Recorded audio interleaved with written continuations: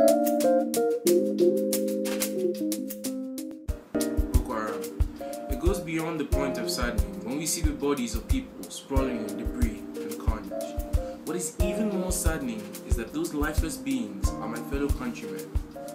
Although, what is most saddening is the fact that this chaos, this massacre, is by the hands of people from the same country and origins as those laying there in pieces. I can only wonder what would have driven a man to kill his own neighbor, not because of grievances, but simply because of what his neighbor believes and what that stands for.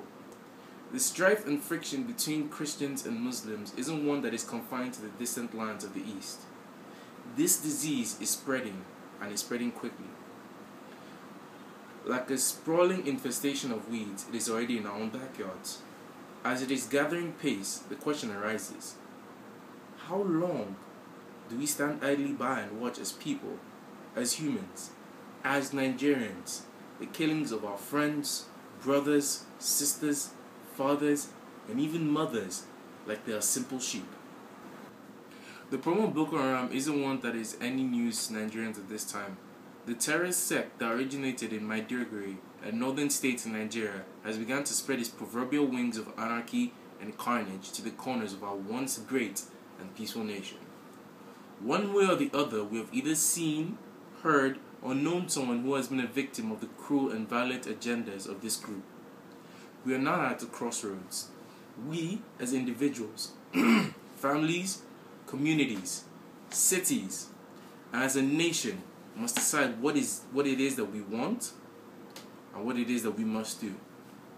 There's only one logical option, and that is a swift and quick end to this all. We cannot continue to suffer, endure, or condone this tyranny.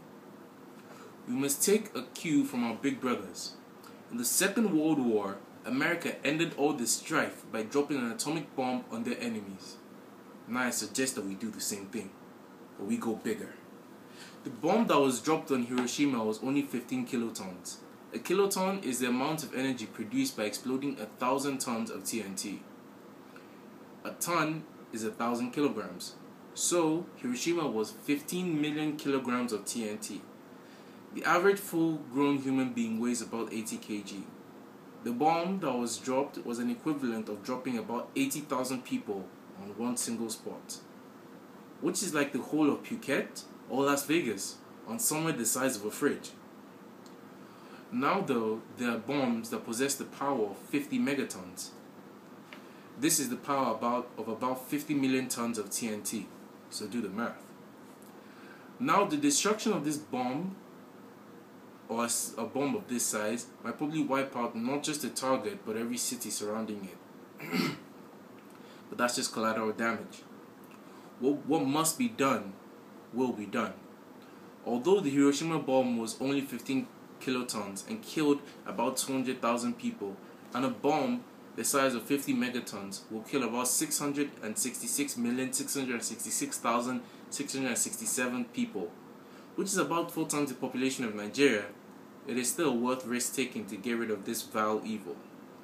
This is a risk worth about $40 billion, which is what the United States spends annually on nuclear weapons research.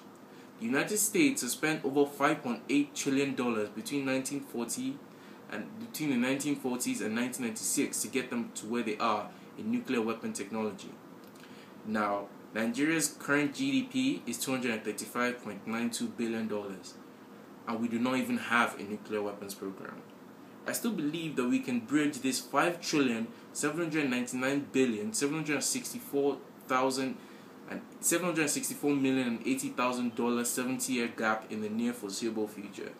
So this is why I believe that we need to drop a thermal nuclear bomb on Boko Haram and end this all. Thank you.